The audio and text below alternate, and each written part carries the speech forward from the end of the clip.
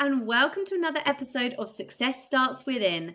Today, I have the most gorgeous guest, Tahira Herold, and we are going to be talking about confidence, identity, and mindset, and shifting in our in what we do with how we support women. So we kind of go into this industry with one vision, but actually over time the vision does change, so we're going to talk about that. But firstly, I want to introduce this lovely lady. So as a former celebrity makeup artist and conscious beauty expert, she had a front row seat to the inner workings of confidence, success and self-worth.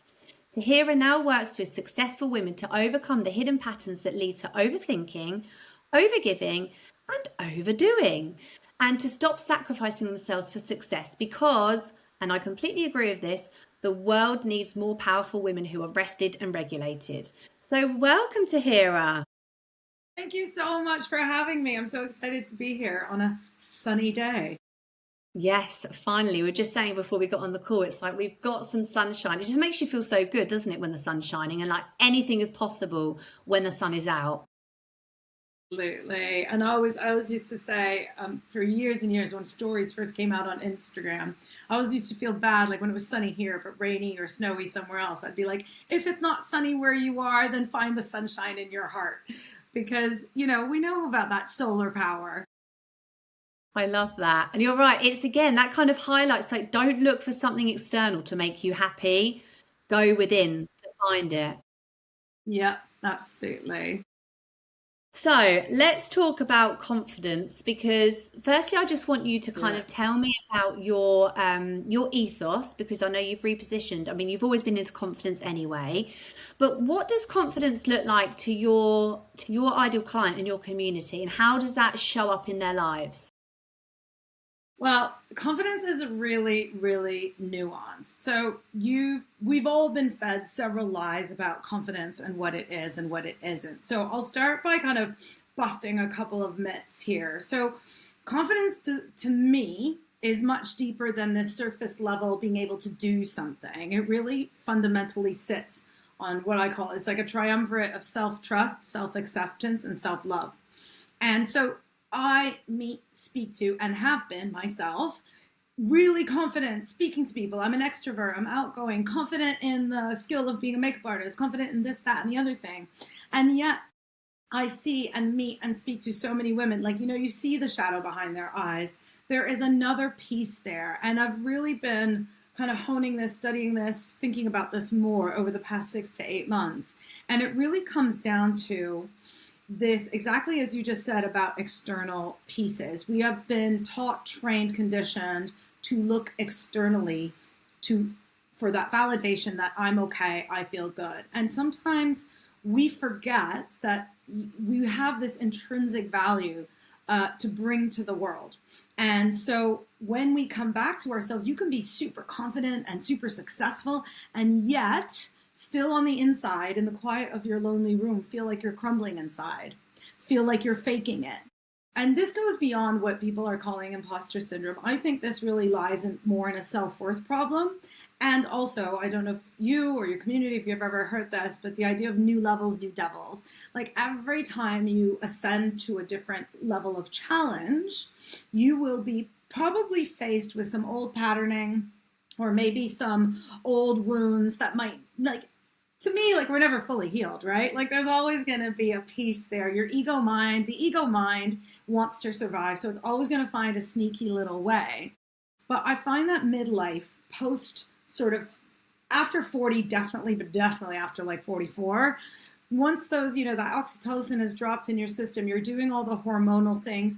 In general, you will probably have arrived at a certain level in your business, in your career. So maybe you're now more into leadership roles, or you've decided to throw in the towel because you're like, I'm sick of this crap, and you're starting again. You've pivoted completely. One of those two things happens in your 40s, for sure. Yeah, okay, agree.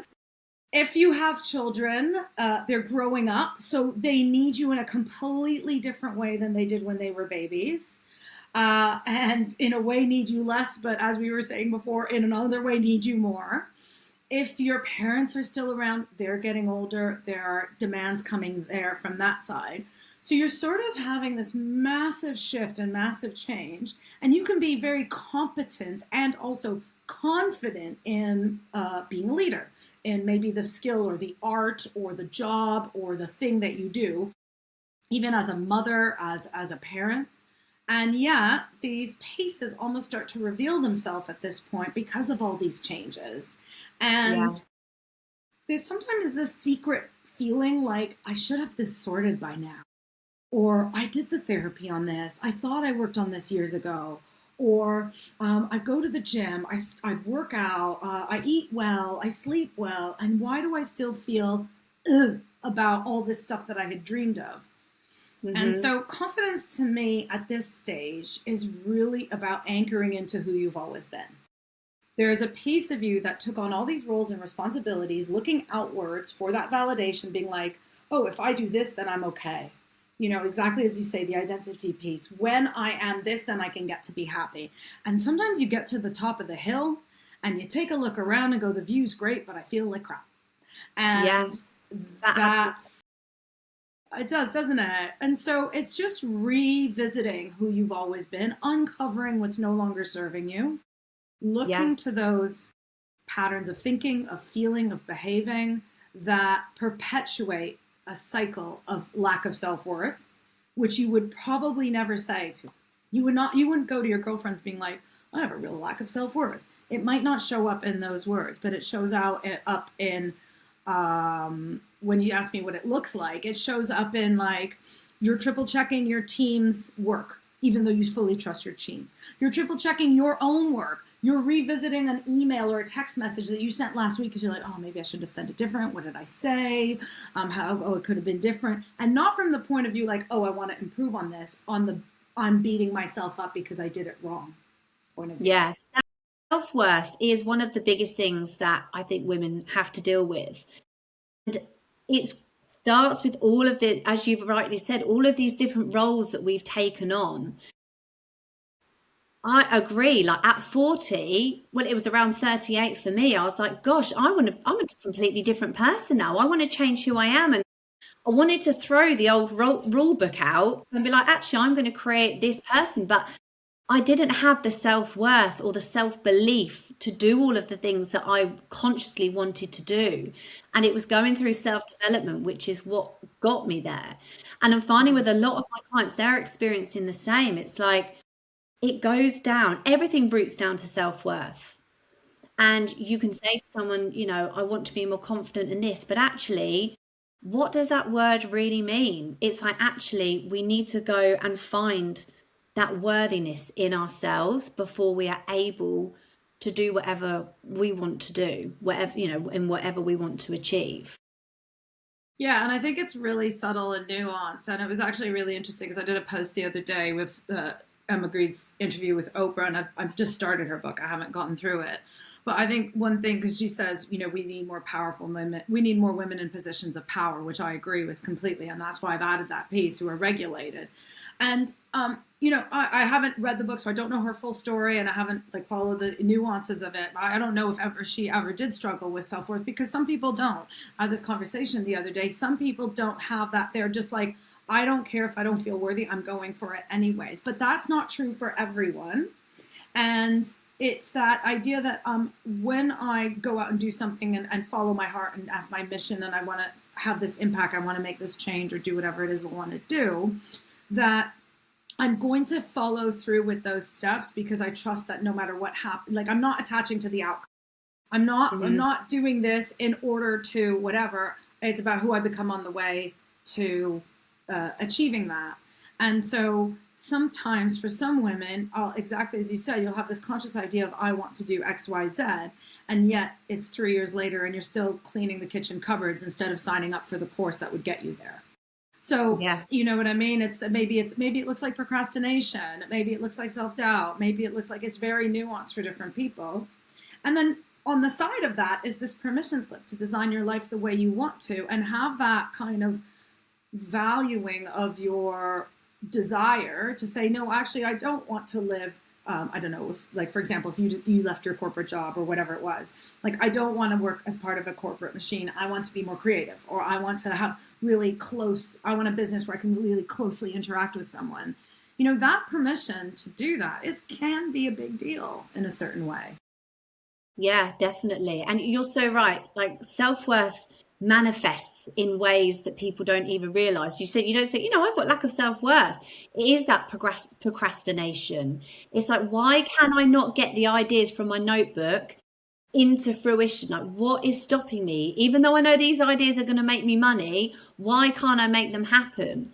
And it is that kind of that lack of like the belief. Self-worth is just such a huge thing. And, although you said not everybody suffers with it, I believe everybody does in some way. We all have some self-worth issues. Some are bigger than others. So what do you do? What do you find are like the most common limiting beliefs, the most common stories that your clients tell themselves that stop them from going for the things that they want to go for? I think one of the real big was like, so all the obvious ones, the I'm not good enough story, and that kind of thing. Like the I'm not good enough story, I think every human has that.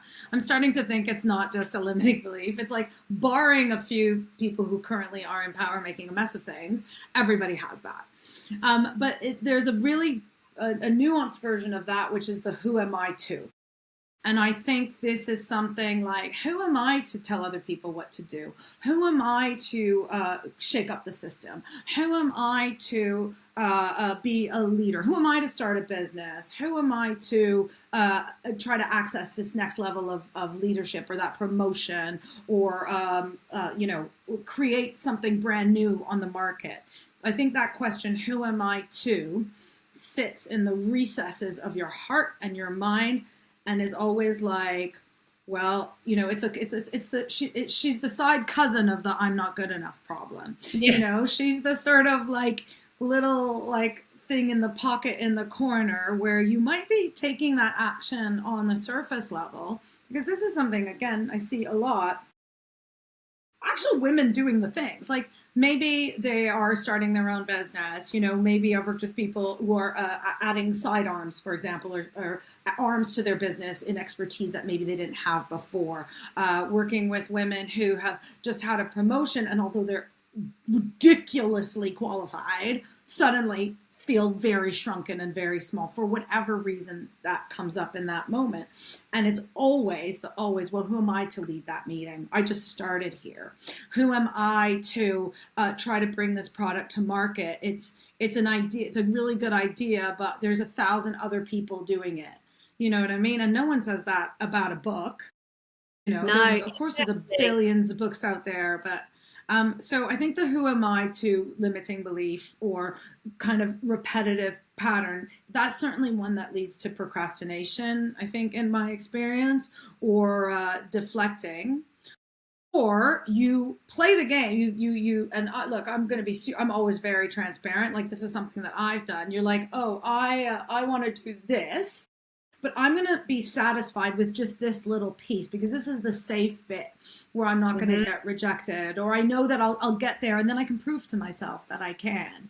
And I think this is something, the who am I to story really, I see that affect women as well, where you're like, I want this much pie, but I'm just going to go for this little tiny sliver right here. Okay, happy. So I think that the who am I to limiting belief really is, I think, very insidious, but very, very present and prevalent. Yeah, and I see the same with my clients as well. And that stops them from achieving, as you say, high. They get to that level like, well, okay, as long as I have, I don't know, X amount of clients, then to me that's successful. And it's like, but you can push yourself further. And I feel that sometimes women put themselves in this little box, because that's where we kind of have like conditioned to be, in this box. And I know you and I are both very much like generational chain breakers. We want to break these like old traditions and rules and like conditions that women have been like forced upon them, to be able to get out of that box. because we just do amazing things with money and power. And I 100% agree with that belief. I'm seeing it all the time, and it's just so disappointing that women feel that they can't push themselves that bit further because they feel that it's not possible for them. Yeah, I've just started a conversation recently. I think there's a piece in there about deserving and earning, which I think does tie into self-worth, but it is a bit more nuanced again. You know, we have been taught throughout time, like, work hard, get the good grades, work hard, get the good job, work hard, get the promotion, the salary, whatever it is. And so there is that definitely, to me, I find that like that very masculine, logical, linear route. And yes, that works, and yes, that has its place. And I also will add that for certain people, men, women alike, that really in their cosmic makeup really works for them. And for others, it does not. And for others, it kind of takes you to a point. Now, what happens at that point is it's like you're here, maybe you're doing really, really well, but actually you have your eye on here and you kind of dare not say that. You dare not say that that's the peak of the mountain you want to be at. And maybe, you know, you're like, maybe you'll write it in your journal, maybe you'll tell your really closest friends, but you don't advertise it too much. Because the distance between here and here, you don't see yourself being able to earn that. And I think that's also a keeping small, like, oh, I'll work on this and I will ladder my way up. It'll go up like a staircase and I'll continue on this linear path where actually this, you know, that's the 10x is easier than 2x. That's the Michelangelos. That's the zone of genius. That's where you're tapping into like this divine essence where logic doesn't meet that. Logic does not, you can't logic that. And then you get into quantums and stuff and the folding of the time and the piece of paper and da da da. But sometimes that feels like you have to tap into that spirituality. You have to tap into that trust. You have to tap into that knowing that you have inside you, or trust to follow that instinct that took you to that course that is going to lead you there. But it's not necessarily a linear, like, if I work on this for 1 year, then I get to this position. And if I get work, it doesn't work necessarily in that direct order. And I think because it's not direct, because it's not linear, and maybe sometimes you can't even see it, that's just like your heart singing at you, and your heart's like, I really want to do this crazy thing. Whether it's like run a marathon or have a multi-X billion-dollar business or serve X amount of clients or maybe bring a completely innovative product to market. It doesn't matter what that is. It could be a personal goal or wider goal. But I think sometimes this linear pattern of unless I follow those steps and earn my way up, I don't feel like I belong or I deserve. And I think that also, that's what the kind of keeping small is about sometimes, or staying in that one piece. Yeah, and I blame the school system for that, because at school it was very much like pushing forward. You do an exam, you go forward. You do another exam. It's, you know, it's that very masculine kind of way that you explained it. And when so I'll be honest, at the moment I'm going through this kind of situation where I'm struggling to stop and really recognize what I've achieved, like not only in my whole life, but in my like current career as a coach, my career as a sign language interpreter. Like, I'm really not stopping. I teach this stuff, right? So I'm just being so open here, but I'm terrible at stopping and actually going, bloody hell, Kirsty, you have done so much. Well done. Like, I decided last week that I wanted to launch VIP days. I created a sales page, launched it, sold one within 24 hours. But there was no like, bloody hell, like, that's really good. It was like, okay, well, where's the next client? I always think if I was to listen to somebody else tell me their story and what they've achieved in their life, I know I would be really, really surprised, and I would be like, wow, you've done so much, like you should be really proud of yourself. But when it's with me, I can't do that. I have to keep pushing forward. And I do feel that the school system definitely does have an impact on that, because there isn't like you've done well in this exam. It's like you've done this exam, or you've got another one coming up, or we've got to do this test. And there isn't really an opportunity to celebrate yourself. And we are terrible at that, aren't we? We're not very good at celebrating ourselves. We always want to keep pushing forward.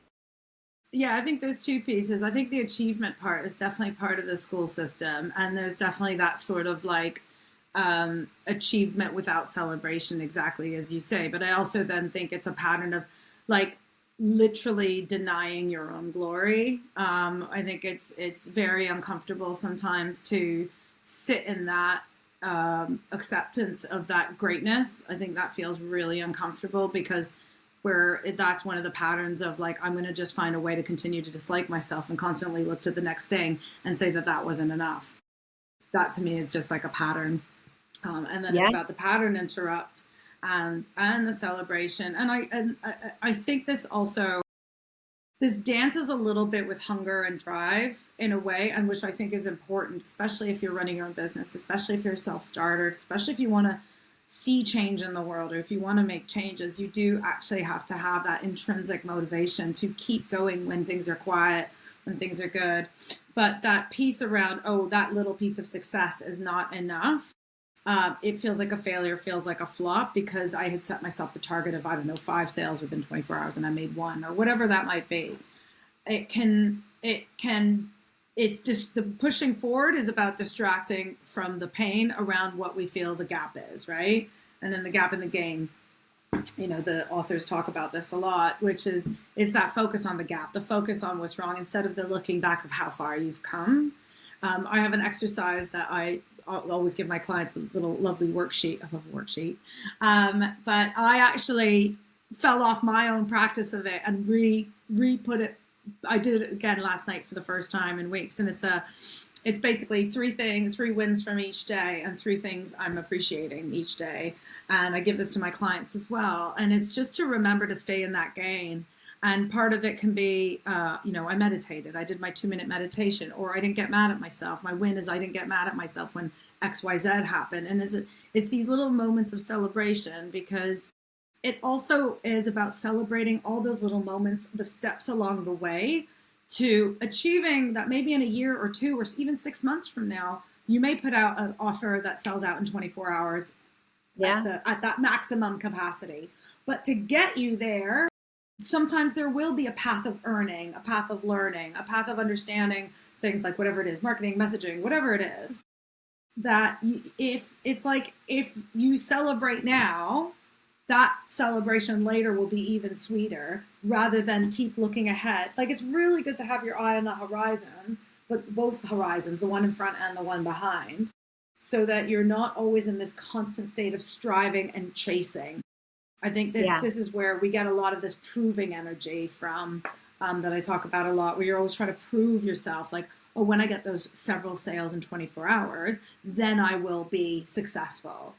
No, actually, the fact that you put the sales page out in the first place is a success Yeah. because Exactly. 88% of the population won't have done it. Yeah. Yeah. And I find that, like, since coming from my previous role as a sign language interpreter, it was a very clients came to me easily. I was booked through agency work. I didn't have to push anything.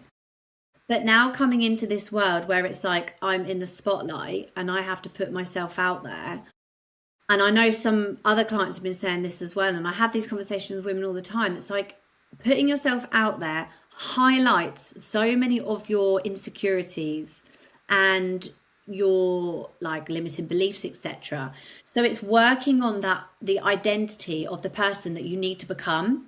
So as you say, that gap that you mentioned there, it's like the identity work, closing that gap to then be able to step into this version of you want to be. And I know that everybody says the version of me, that next level version of me, she celebrates herself. When something happens, she stops and she recognizes it. And it's like, well, why are we not doing that now?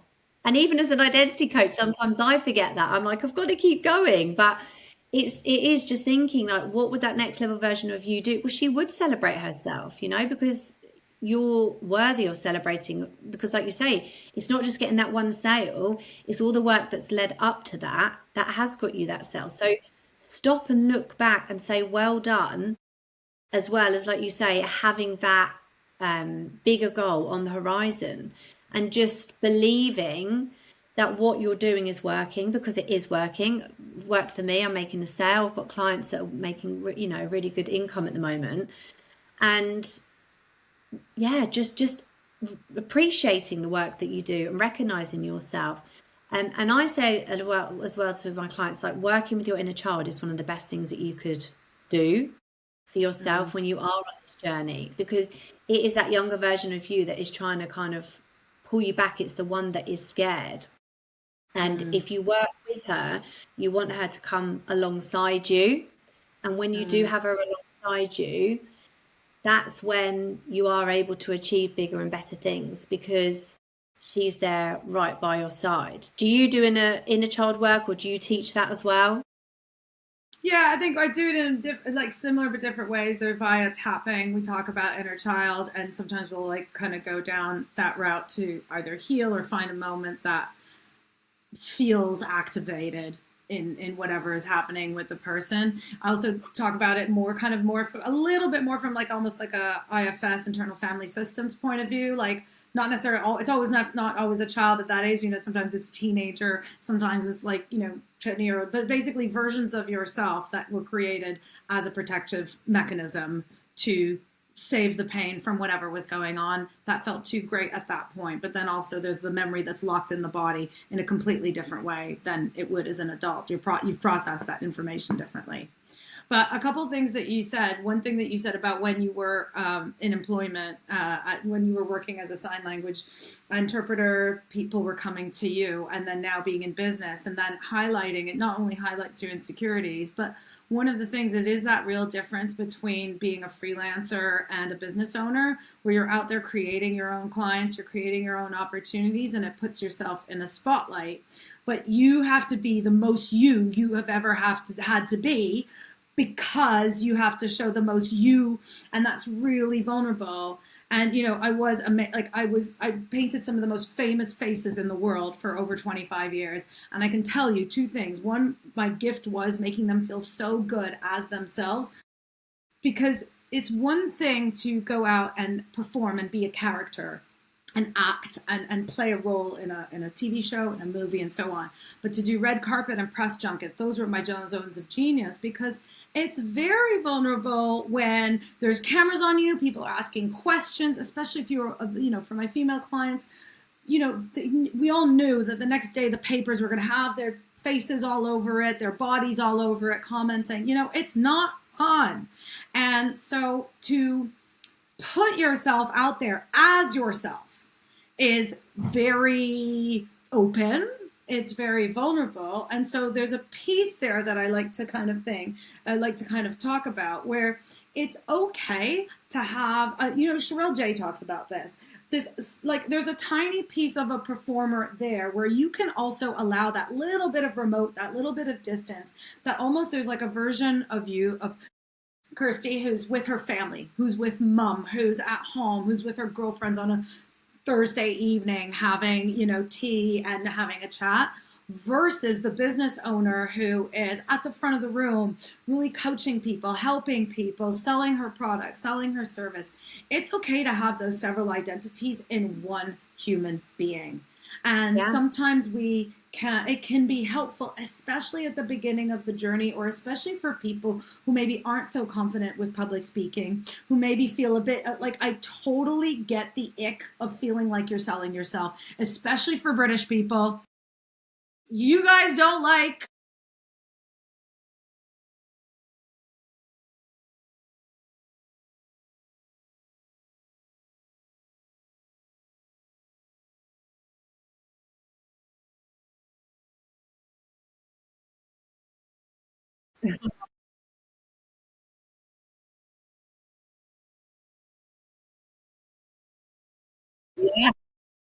chit chat at a networking event to see if you're even like compatible as humans. You know what I mean?